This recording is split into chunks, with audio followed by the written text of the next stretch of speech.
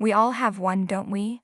A drawer, a box, maybe an old biscuit tin, filled with bits and pieces from the past.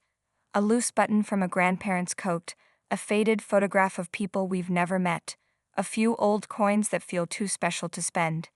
They're just things, heavy with sentiment but light on actual value.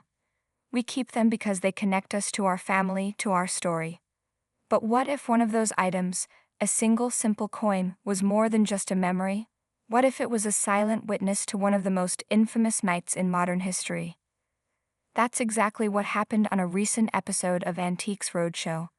When the cameras rolled at the National Waterfront Museum in Swansea, a guest brought forward two items that, at first glance, seemed deeply personal, but perhaps not exceptionally valuable. A photograph of her great-great-uncle, Reginald Hale, and a single Edwardian silver shilling. And just like that, a story that had been quietly held in a family for over a century stepped into the light. The guest began to unfold the story of Reginald, a young man in his early 20s, full of the dreams and ambitions that defined a generation. Like many, he had sought a new life, emigrating to America and spending several years building a future for himself across the Atlantic. Then, as it so often does, family called him home. He came back to the UK, the guest shared with expert Lisa Lloyd, because his father died and he wanted to be with his mother. Imagine that for a moment. A young man, having just lost his father, crossing the ocean to sit with his grieving mother. He wasn't just a name on a list, he was a good son. He stayed with her through the long, dark winter, a comfort in a house of mourning. But as the ice thawed and spring of 1912 arrived, his life in America was waiting. He intended to travel back to the States. The first opportunity he had to go back, his great-great-niece explained, was on the Titanic. The name hangs in the air, as it always does. Titanic. It wasn't just a ship. It was a symbol of a new age, a floating palace of steel and ambition. For Reginald Hale, it was simply his ride home. Reg boarded the Titanic, the guest said, her voice steady, and he didn't make it. It's a story we think we know, a story of icebergs and sinking ships, of over 1,500 souls lost to the frigid North Atlantic. But the guest's next words brought the enormous, abstract tragedy down to a deeply personal human level. Reginald's body was one of the few recovered from the water. In the heartbreaking calculus of the disaster, a decision was made. He was found, she explained, and the decision was made to bury him at sea. His mother, who had just lost her husband, now lost her son. She would never have a grave to visit, never a coffin to weep over.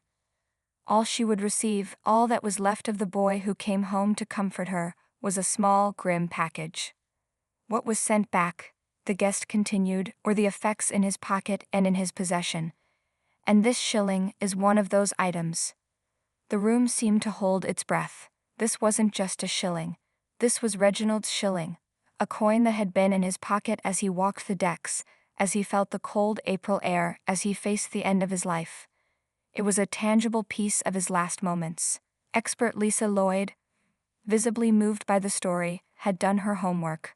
This is the moment in the show where history is either confirmed or myths are gently busted. I actually checked on the Titanic register after speaking to you earlier, Lisa said, and found Reg there. He was body number 75, and he was picked up on the second day. This was it, the official record, the cold, hard proof. And it got more detailed. There are extensive lists of what was found on the bodies, Lisa explained, painting a vivid, intimate portrait of the man through the mundane items he carried.